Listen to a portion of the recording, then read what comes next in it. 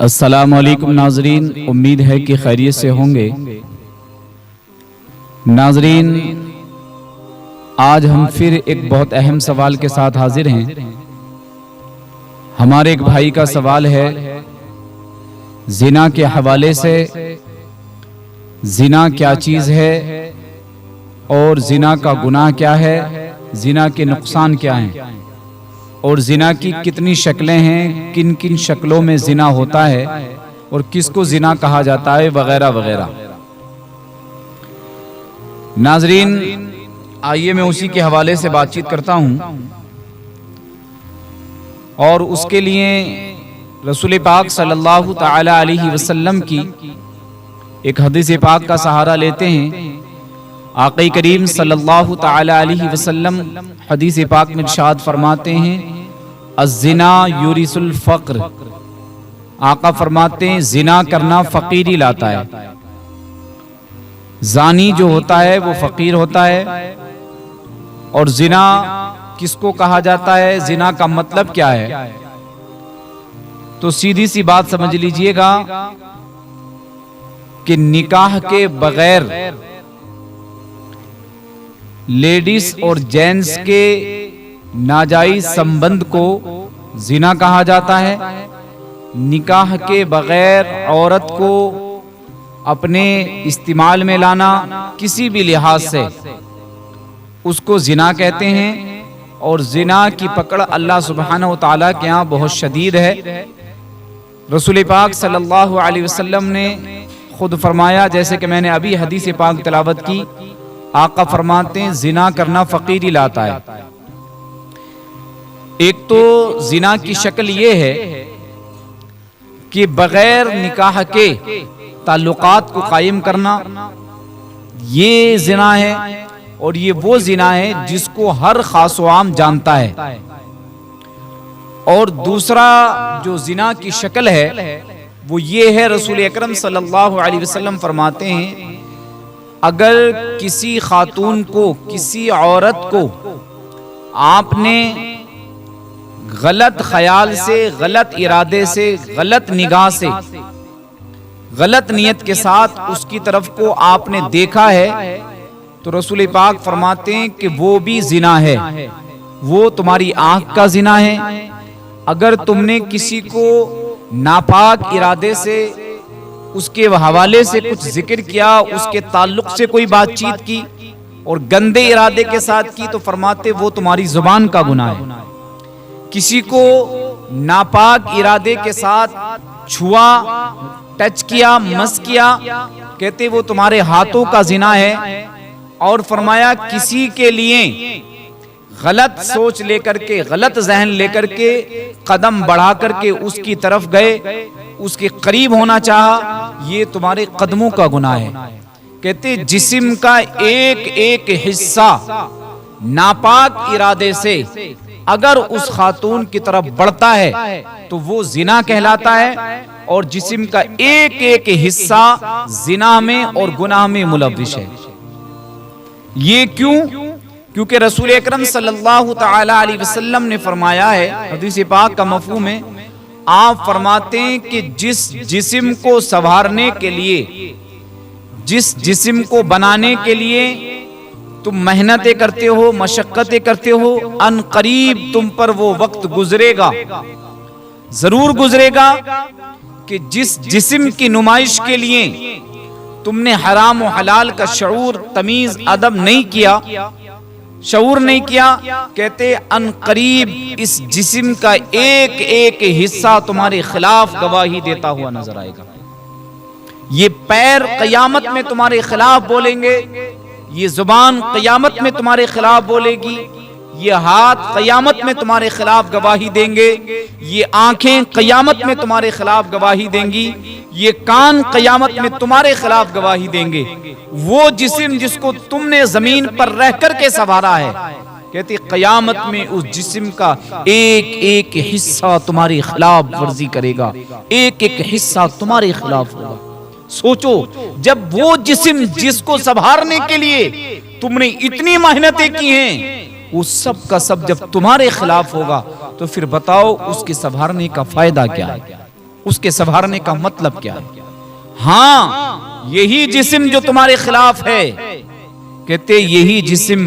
کچھ لوگ ایسے بھی ہوں گے جو ان کی پاسبانی کرتا ہوا نظر آئے گا، ان کی حمایت کرتا ہوا نظر آئے گا، اور ان کے ساتھ ڈھال بن کر کے کھڑا ہوا ہوگا، اور ان کی طرفداری میں اللہ سبحانہ وتعالی کی بارگاہ میں عرض کر رہا ہوگا، مالک یہ وہ ہے جس نے ہمیں کبھی گناہ کی طرف نہیں جانے دیا، یہ وہ ہے جس نے کبھی ہمیں غلط طریقے سے استعمال نہیں کیا ہے، غلط جگہوں پر لے کر کے نہیں گیا ہے، ہم آنکھیں اس کی طرفداری میں گواہی دیں گی، ہم سے اس نے کبھی غلط چیز کو نہیں دیکھا ہے، کبھی اس نے ہم سے آنکھوں کا زنا نہیں کیا، کان گواہی دیں گے اس نے کبھی ہم سے کانوں کا زنا نہیں کیا، ہاتھ گواہی دیں گے اس نے کبھی ہم سے ہاتھوں کا زنا نہیں کرایا ہے، یہ قدم گواہی دیں گے ہمیں کبھی اس نے زنا کی طرف لے کر کے نہیں چلا ہے۔ وہ سب جب اس کی حمایت میں ہوں گے تو اس کو اللہ سبحانہ وتعالی انعام عطا فرمائے گا، اور وہ انعام کیا ہوگا؟ اللہ فرمائے گا جب اس کے جسم کا ایک ایک حصہ اس کی حمایت میں ہے، اس کی طرفداری میں ہے،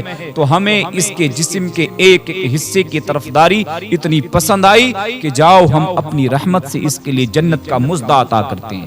لیکن وہ کون لوگ ہوں گے؟ جنہوں نے اپنے آپ کو زنا سے بچا کر کے رکھا ہوگا،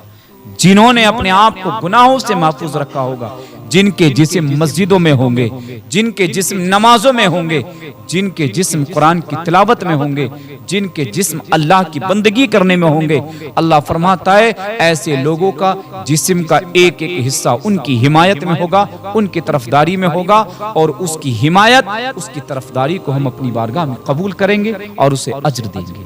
لیکن دوسری طرف وہی لوگ کھڑے ہوں گے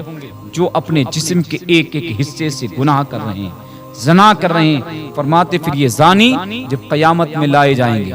تو ان کے ساتھ اللہ سبحانہ وتعالی بڑی سختی سے پیش آئے گا، اور زمین پر جو ان کو گناہ دیا جائے گا کہتے اس کی تو کوئی حد نہیں، کہتے زمین کے جس حصے پر بیٹھ کر کے، لیٹ کر کے، کھڑے ہو کر کے جس حصے پر بھی زنا کیا جاتا ہے، جس حصے پر بھی یہ گناہ کیا جاتا ہے، رسول پاک فرماتے ہیں اس زمین کا حصہ جل جاتا ہے، اور جب وہ جلتا ہے، سلگتا ہے، تو وہ اللہ کے حضور چیخ مار کر کے عرض کرتا ہے مالک تو ہمیں اجازت دے ہم اس کو اپنے اندر دھسا لیں اور اس کی پسلی سے پسلی ملا کر کے رکھ دیں۔ تو ناظرین کہنے کا مطلب یہ ہے کہ زنا ایک اتنا شدید اور اتنا گھنونا اور اتنا گھٹیا گناہ ہے کہ یہ دنیا میں بھی ذلیل کرتا ہے، دنیا میں بھی رسوا کرتا ہے، اور قیامت میں جہنم کے علاوہ کسی دوسرے راستے پر یہ نہیں لے جا سکتا ہے۔ اس لیے آج میں اپنے جوانوں سے، جوان بیٹیوں سے، جوان بیٹوں سے میں ادباً گزارش کرنا چاہوں گا کہ تم لذت کے لیے گناہ مت کرو، تم مزے کی خاطر گناہ نہ کرو۔ جیسے میں بار بار یہ بات عرض کر رہا ہوں، رسول پاک نے فرمایا ہے تم لذت کے لیے اگر گناہ کرتے ہو تو تمہاری لذت ختم ہو جائے گی، تمہاری چاشنی ختم ہو جائے گی، تمہارا مزہ ختم ہو جائے گا، لیکن وہ گناہ جو تم نے مزے کی خاطر کیا ہے، وہ گناہ جو تم نے لذت کے لیے کیا ہے، اللہ فرماتا ہے، رسول پاک فرماتے ہیں کہ وہ گناہ تمہارا باقی رہے گا، اور وہ تمہارے نام اعمال کے ساتھ قیامت میں پیش کیا جائے گا۔ پھر اس گناہ کو جب تم یاد کرو گے تو کہو گے میں نے کیا ہی نہیں ہے، مجھے پتا ہی نہیں ہے، لیکن وہ لذت یاد دلائی جائے گی تو کہو گے ہاں چند دن میں وہ لذت ختم ہو گئی تھی، چند مہینوں میں وہ لذت ختم ہو گئی تھی، اور یہ گناہ آج تک بھی باقی ہے، ابھی تک بھی باقی ہے۔ پھر کہے گا اللہ ایک موقع دے دے، پھر اپنی زندگی میں کوئی گناہ لے کر کے نہیں آؤں گا، اپنی زندگی مسلح پر گزار دوں گا، جبکہ یہ محال ہوگا، یہ ہرگز نہیں ہو سکتا۔ اللہ فرماتا ہے تم ایک موقع کی بات کرتے ہو، ہم نے تمہیں تمام موقع عطا کیے ہیں، بچپن سے لے کر کے بڑھاپے تک، بڑھاپے سے لے کر کے موت تک ہم نے تمہیں کئی عبرتیں عطا کی ہیں، لیکن تم نے ایک عبرت کو بھی نہیں مانا، سب کو نظر انداز کر رکھا ہے۔ جب تم بچپن میں تھے، جوانی کی دہلیز پر پہنچے، تب بھی ہم نے کہا تھا کہ تمہاری زندگی کے دن گزر گئے، اب تم جوانی پر آ گئے ہو، گناہوں سے بچو اور امان میں آ جاؤ۔ تم نے پھر نظر انداز کی، ہم نے تمہاری آنکھوں کے سامنے تمہارے گھروں سے تمہارے احزا، اقربا، بیوی، بچے، ان کے جنازے اٹھائے، ان کے جنازے اٹھوائے، ان کے جنازے اٹھ کر کے گئے، اور قبرستان میں جانے کتنے مردوں کو تم نے اپنے ہاتھ سے زمین کے نیچے دفن کیا ہے، لیکن ہم نے تم سے پھر بھی کہا دیکھو ایک دن یہ حال تمہارے ساتھ بھی ہوگا، گناہوں سے باز رہو، لیکن تم ایک بار بھی اس بات کو نہیں سمجھے۔ پھر ہم نے تمہاری داڑھیوں کو سفید کیا، لیکن تم نے اس پر بھی کوئی غور نہیں کی، ہم نے تمہارے بال سفید کیے، تم نے اس پر بھی کوئی غور نہیں کی، ہم نے پھر تمہیں بڑھاپے کی طرف پہنچایا، پہلے بڑھاپا دکھایا کہ دیکھو یہ تمہارے ساتھ گزرے گا، لیکن تم پھر بھی گناہوں سے باز نہیں آئے، کیونکہ آج ہم نے سنا ہے لوگ بتاتے ہیں، ذکر کرتے ہیں 50-50 سال کے لوگ بھی گناہ کر رہے ہیں، 50-50 سال کے لوگ زنا کر رہے ہیں۔ اللہ مسلمانوں کی حفاظت فرمائے۔ زانیوں کی اتنی بڑی تعداد آج مسلم امہ کے اندر موجود ہے، اگر انہی پر بات چیت کی جائے تو تبصرے ختم نہیں ہو سکتے ہیں۔ یہ حالات مسلمانوں کے ہیں، اور اس کی وجہ یہی ہے کہ مسلمان اللہ سے ڈرنا چھوڑ چکا ہے۔ جب تک مسلمان اللہ سے ڈرتا رہا ہے، جب تک مسلمان کے دل میں اللہ کا خوف باقی رہا ہے، تب تک مسلمان کے حالات اور مسلمان کی کنڈیشن یہ رہی کہ وہ گناہوں سے بچتا رہا، وہ گناہوں سے محفوظ رہا۔ اس لیے مسلمانوں ہمیں ہر چھوٹے بڑے گناہ سے بچنا ہے، ہمیں لذت کے لیے کوئی گناہ نہیں کرنا، ہمیں مزے کے لیے کوئی گناہ نہیں کرنا ہے۔ جیسے کہ میں عرض کر رہا تھا کہ بڑھاپا دکھایا بھی جائے گا، پھر بڑھاپے میں اتارا بھی جائے گا، اور کہا جائے گا دیکھو ہم نے بچپن میں بھی موت دی، ہم نے جوانی میں بھی موت دی، ہم نے بڑھاپے میں بھی موت دی، ہم نے کالے بال تھے تب بھی موت دی، حسین و جمیل تھے ہم نے تب بھی موت دی۔ جب ہاتھ پیر ہلنے لگے ہیں، لاغریت اور کمزوریت کا عالم یہ ہے کہ تم سے چلا بھی نہیں جاتا، تو ہم نے ایسی شکل میں بھی موتیں دکھائی بھی اور دی بھی، لیکن تم نے ایک بار بھی یہ نہیں سوچا مالک اب ہم موت کی طرف کھنچتے چلے جا رہے ہیں، ہم اپنے گناہوں سے توبہ کر رہے ہیں، تو ہمیں معاف کر دے۔ ہماری رحمت رات کے آخری پہر میں اپنی شان کے مطابق تجلی فرماتی تھی، لیکن تم ایک بار بھی یہ نہیں کہتے تھے کہ اللہ تو ہمیں معاف کر دے۔ کبھی تم تہجد پر نہیں اٹھتے تھے، کبھی تم نماز فجر پر نہیں اٹھتے تھے۔ اللہ تہجد کے وقت میں اپنی تجلی کے فرماتا ہے، اپنی شان کے مطابق نزول فرماتا ہے، اور عرض کرتا کوئی معافی مانگے میں اس کو معاف کروں، کوئی دولت مانگے میں اس کو دولت دوں، کوئی مشکلوں سے نجات چاہے میں اس کو مشکلوں سے آزاد کر دوں، لیکن تم نے کچھ بھی نہیں چاہا سوائے اپنی لذت کے علاوہ، اپنے مزے کے علاوہ۔ مسلمانوں جب لذت کے لیے گناہ کیے ہو، مزے کے لیے گناہ کیے ہو، تو اب خامیازہ بھرو گے، ضرور اس کا بھگتان کرو گے، اور اللہ ان قریب ایسے لوگوں کو پکڑے گا۔ اور جب اللہ پکڑے گا تو مت بھولیے اس بات کو، وہ بار بار کہتا ہے ان بطش ربک لشدید، تمہارے رب کی پکڑ بہت سخت ہے۔ جب وہ پکڑتا ہے تو کوئی دنیا کی طاقت چھڑانے والی نہیں ہے، کائنات میں کوئی تمہیں نہیں چھڑا سکتا ہے، کوئی نہیں چھڑا سکتا۔ جہاں سب کی حکومتیں دم توڑ جاتی ہیں، جہاں سب کی طاقتیں دم توڑ جاتی ہیں، وہ بارگاہ میرے رب کی ہے، اللہ سبحانہ وتعالی کی بارگاہ ہے۔ اس لیے ناظرین ہمیں گناہوں سے محفوظ رہنا ہے،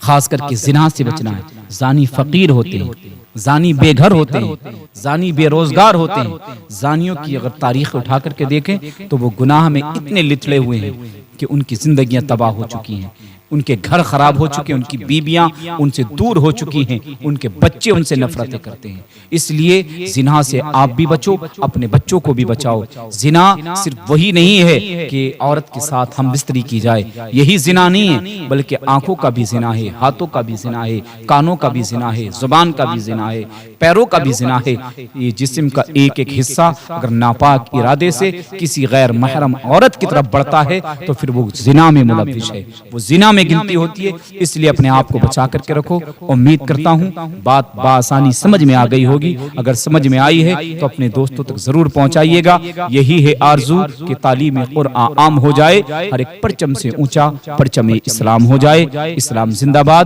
مسلک اعلی حضرت پائندہ باد۔